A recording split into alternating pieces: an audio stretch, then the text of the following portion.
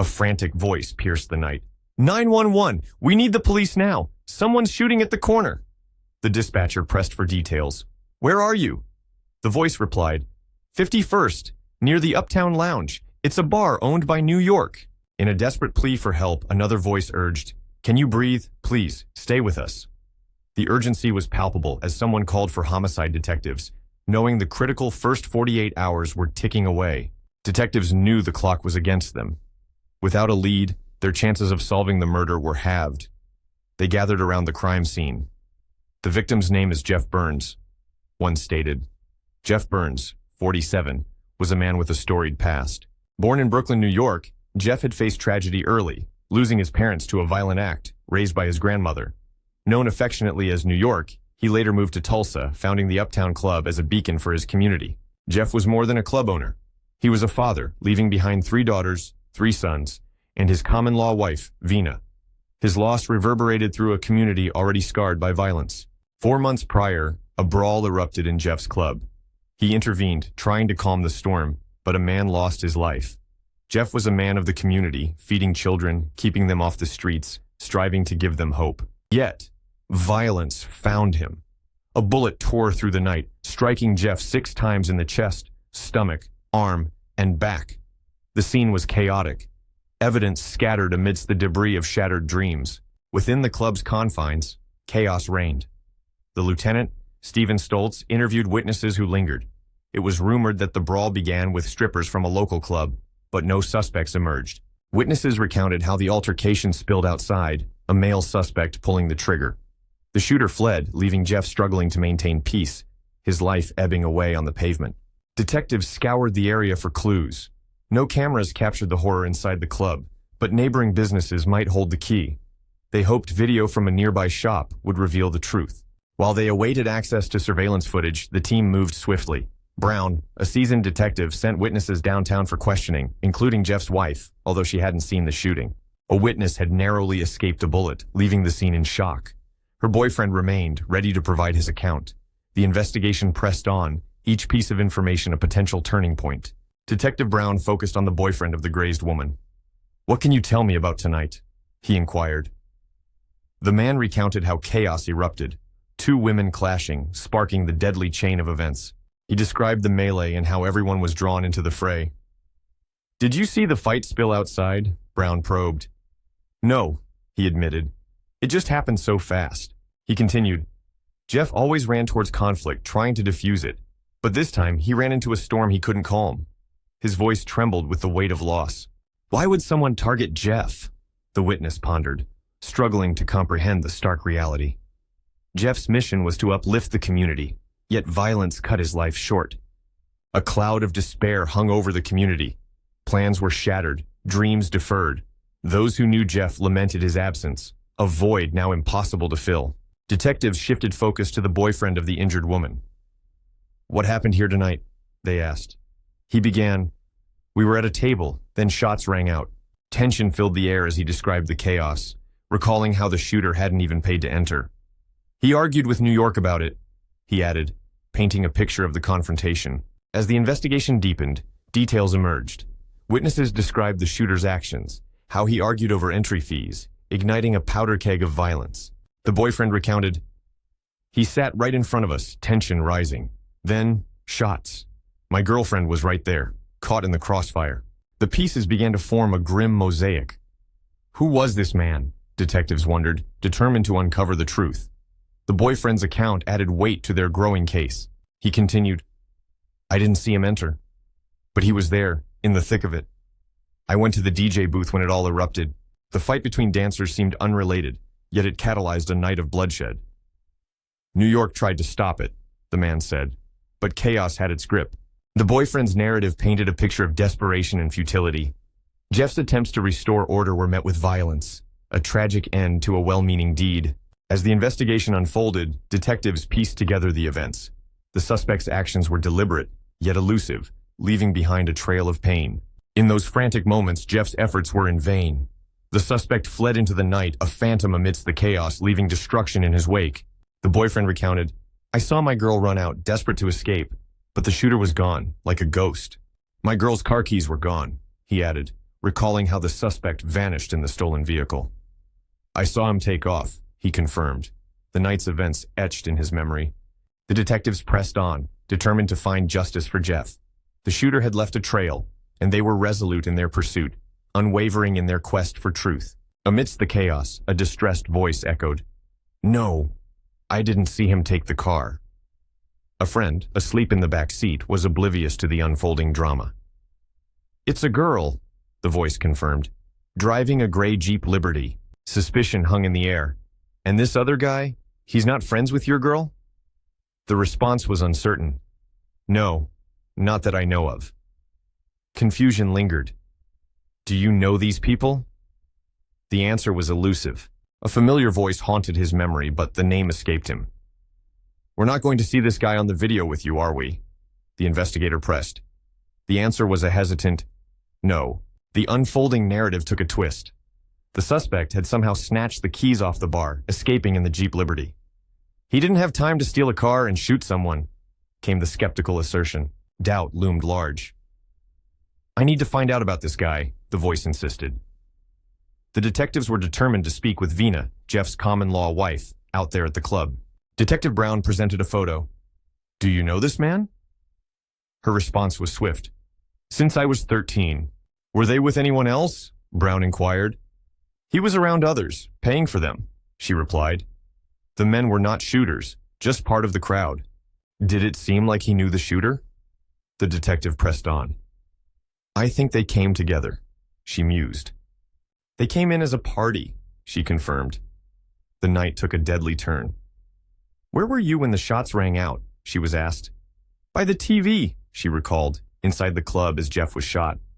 "What did you see when you rushed outside?" she was prompted.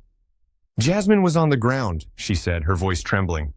"I told her to call the ambulance, call the police." "But did she see where the shooter fled?"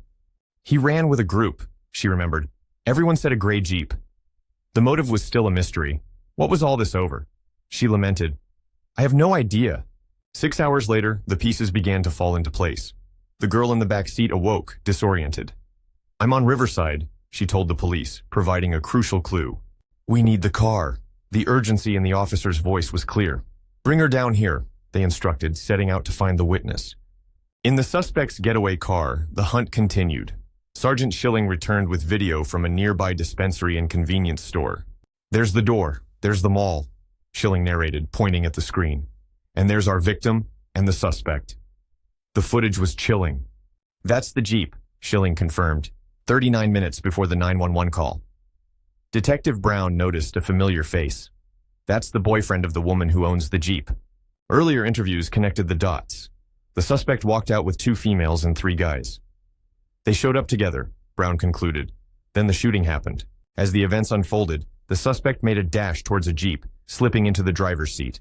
The surveillance footage, though grainy, failed to reveal his identity. Meanwhile, evidence from the convenience store video was being reviewed. 2 figures, 1 male, 1 female, slipped into the Jeep Liberty alongside the suspect. Contrary to statements, the girl had not been asleep in the back seat. The driver sped off, leaving questions about their destination. The woman accompanying the suspect was soon brought in for questioning by the homicide unit. With the Jeep impounded and thoroughly searched, her story shifted. She now claimed she wasn't in the vehicle. The question remained, why was she in town that night? A brawl erupted, followed by gunfire. She insisted she was inside during the chaos. When she fled, she claimed she ran to the Riverbank Apartments, alongside the Jeep's owner. A video revealed the moment the shooter fled to the car, followed by a swift escape in the Jeep with the suspect. She denied involvement. Facing the threat of an accessory charge, panic set in. She insisted that initially it was just her and her best friend. The woman recounted that her cousin spoke of going to the club that night with the Jeep's owner, the woman's boyfriend, and 2 cousins. Entering the club, a drink in hand, Jeff engaged in a heated exchange with her cousin Marquand over a mask dispute. Jeff pulled Marquand aside as tension simmered. Suddenly, chaos erupted, forcing the crowd towards the exits amidst gunfire. She confessed to getting into the Jeep Liberty with her cousins following the shooting. In a frantic escape, she recounted how they drove a short distance before Marquand and another cousin fled on foot. What did Marquand say? The question hung in the air. With palpable fear, she whispered, "He just said, 'Don't say nothing.'" The chilling implication of his words became clear when pressed, she admitted. He killed that man. When asked why she believed Marquand was the shooter, the answer was stark. He was mad. Confirming his identity, she added, "Just a street name, yes, sir. Full name Mark. Mark Marshall," she confirmed, though she was unsure of his exact address. "He just stays here and there." She was then asked about the other cousin. "What's his name?" She hesitated, then offered the name of the cousin who fled with Marquand, insisting, "He ain't do nothing wrong." When asked where to find him, she mentioned, "This is our east." They had picked him up from the Evergreen Apartments. "Why are you afraid of Marquand?" The question probed deeper. "He's crazy," she confessed. When asked to define crazy, she could only reply, "That's all I know." Detective White noted, "That's Marquand, 26-year-old Mark Marshall." His record was telling: prior convictions for eluding police, firearm possession, and drugs. An address for Marquand's mother surfaced, along with another young male. The team retraced their steps to a man interviewed earlier, the boyfriend of the Jeep's owner. He was confronted with the fact, "You showed up in the car with the shooter." Though he struggled to recall, the pieces began to align. A photo of Marquand Marshall was presented. "Is that the guy you saw at the club?" The man admitted it was possible, though memory failed him. "Is that the same voice you recognized?" the detective pressed, but the witness was at a loss. "That's all I have," he concluded, drawing the interview to a close. Attention turned to another occupant of the Jeep. Detective Brown sought the cousin who fled with Marquand. "He's arrestable for a domestic charge." Plans were made to involve the fugitive warrants team.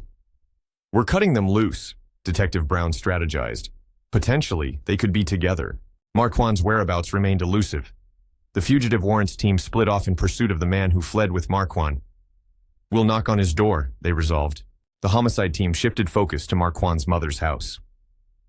"We're ready to roll," a detective declared as the search intensified. 2 juveniles answered the door. "I'm looking for Mark," Detective Brown stated. The children's response was uncertain. "Marquand's mother isn't here."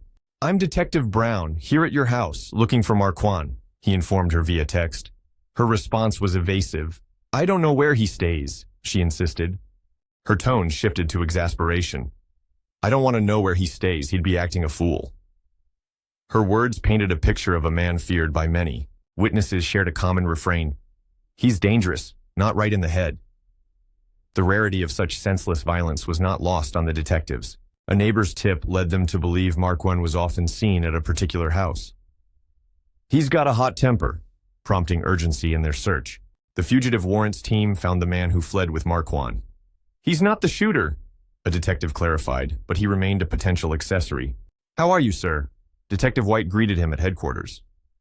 Detective Brown introduced himself. "Any idea why we're here?" he inquired. "Tell me your story," Detective White encouraged. The man recounted, "I came with my cousin and her friend. We both went to Uptown." "Was it the same guy we're talking about?" he was asked. "Yes, sir," he confirmed. "What happens then?" the detective prompted further. "A fight broke out," he narrated, "between 2 females. The chaos prompted their departure, but soon the sound of gunshots pierced the night. We heard shots, so we ran to the car," he recounted. Presented with a photo, he acknowledged, "Yes, sir, that's the car." With evidence mounting, Detective Brown pressed, "Do you want to revise your story?" The man hesitated. "No, sir, I'm sticking with it." The detective sensed discrepancies. "We all went to Uptown," he repeated, his voice tinged with uncertainty. "That's what happened." As the narrative unraveled, it became clear that more questions needed answering. With patience wearing thin, the detectives prepared for the next step in their relentless pursuit. In a tense interaction, one man revealed, "I've seen my brother, yes. His brother had been the one to start shooting." Pressed for answers, he admitted he was really in a bad state. Now aware of their familial ties, the question loomed. Where could his brother be hiding? It was crucial to locate him. He suggested, "You might find him at our mother's house." Despite efforts since the early hours, the search had yielded little. Acknowledging the gravity of the situation, he cooperated, telling the story of his brother's involvement. Though deemed an accessory, his cooperation was noted. 16 hours after Jeff's murder, Detective Brown flagged the suspect for tracing.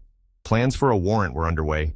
Exhausted, he resolved to rest before the next day's challenges. Detective Brown received a call from Shallant, Jeff's daughter. He reassured her, "Yes, ma'am, we have a suspect. We're processing the paperwork now." A warrant for Marquand's arrest was imminent. The victim advocacy program was ready to assist, but it was Sunday, and they were not operating. The promise of support was extended, even if just a day away. Apologies were offered for the delay in support, but gratitude was expressed nonetheless. With 6 hours remaining in the critical first 48, the detectives pressed on with their investigation. The fugitive warrants team joined the search for Marquand. Rumors suggested he might be hiding at his mother's house, where a neighbor claimed to have seen him frequently. Detectives decided to stake out his mother's residence, hoping to catch a glimpse of their elusive suspect. Time was of the essence as the search intensified. Despite the lack of progress, the detectives knew it was only a matter of time before a tip would come in.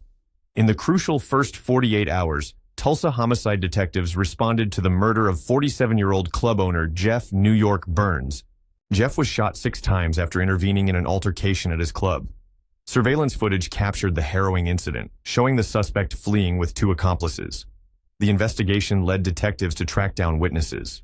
The witnesses identified the shooter as their relative, Marquand Marshall. Despite a thorough search, Marquand remained elusive. 3 months passed without any leads on his whereabouts. To those who knew him, Jeff was more than a club owner. He was a father figure. As friends and family revisited the club to honor him, a sense of profound loss hung in the air.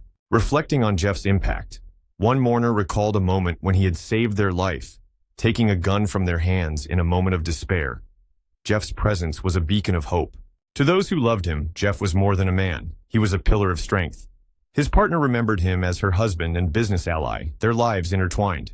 Their partnership began when Jeff offered her a job at his club, blossoming into a deep bond. Jeff was a helper by nature, a legacy that lived on in those he left behind. In a heartfelt tribute, they raised their glasses to New York, hoping his spirit would continue to guide them. Despite 4 months of searching, the hunt for Marquand continued. Law enforcement received a tip about Marquand's location, leading them to stake out a house. Tension mounted as they prepared to apprehend the suspect. Upon spotting the officers, Marquand barricaded himself inside, aware of the dangerous situation that was unfolding. The team braced for a potentially volatile encounter. The decision was made to enter the house, aware of the risks involved. The fugitive warrant squad moved with urgency, determined to capture Marquand. Using pepper spray, they attempted to flush Marquand out. The tactic proved effective as he emerged, surrendering to the authorities. Marquand had been hiding in the bathroom, but the pepper spray forced him out. The saturation was intense, leaving everyone coughing as they finally captured their suspect. "You advised me not to enter. I'll wait for the pepper spray to dissipate. Once it's clear, I'll ensure there are no weapons inside." Detectives scour the premises for the .40 caliber gun that took Jeff's life. The house is thoroughly searched, yet no weapon is found. Detective Brown introduces himself to a potential witness, ready to escort him for further questioning. As Detective Brown assures him, they'll converse further once they reach the station. Marquand is reluctant to speak. He arrived at the club with known associates, all of whom identify him. His flight signals he knows his guilt. As detectives prepare to question Marquand, he invokes his right to a lawyer. For some, his silence is a bitter pill, as answers remain elusive. In the aftermath of the tragedy, many questions linger unanswered. Is there remorse in Marquand Marshall's heart? Those words remain unspoken, leaving others to wonder. Detective Brown made a call to Vina. "Hey Vina, it's Detective Brown. Just wanted to inform you that Marquand Marshall is on his way to David Moss." Relief washed over her. "Thank you so much," she replied, her voice filled with gratitude. It was tragically unfortunate that Jeff Burns encountered Marquand Marshall that night. Jeff, the vigilant security presence. Doorman, owner and bartender, he was the heart of the club. A remark from Jazz ignited Marquand's ire, setting off a chain of events none could foresee. Marquand's actions escalated, culminating in him drawing a gun. His motives remained shrouded in secrecy, leaving the Burns family forever in the dark about the reasons behind this tragedy. 14 months have passed since Jeff's murder. His family is still enveloped in grief, especially his daughter who cries many nights, recalling her father's profound importance. Jeff had endured a harrowing past. His parents were murdered when he was young. He internalized the pain, not wanting others to share in his sorrow. Club Uptown was his sanctuary, his dream, a place where he became a living legend. Jeff's charisma made everyone feel at home. The irony of his murder occurring there is a bitter pill to swallow, a reality that defies comprehension.